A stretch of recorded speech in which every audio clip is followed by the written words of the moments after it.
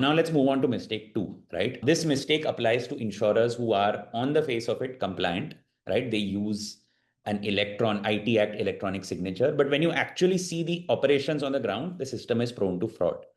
And this is because this mistake pertains to insurers who use DSC tokens to e-sign policies, right? So they either do two things, right? DSC token is that USB based sign. So they either do two things.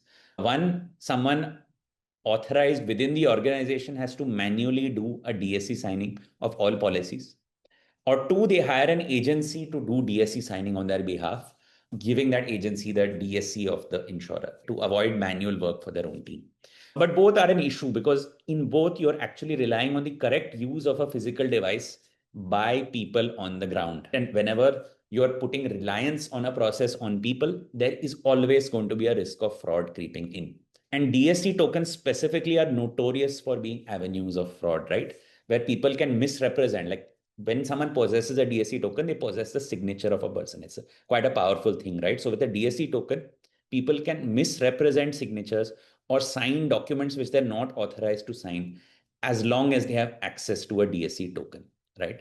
And in insurance flows, this can happen where, for example, field agents can misuse or get wrong form signing done. Agencies can also misuse and fraudulently sell policies because they have the DSC of the insurance company with them, right? The framework to assess this leg is very simple. How do you ensure that your system is not prone to fraud? Simply ask yourself two questions.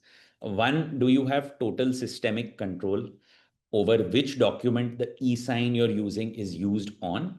In other words, can your system, right, the system itself, not humans in the system, prevent the e-sign being used from misused?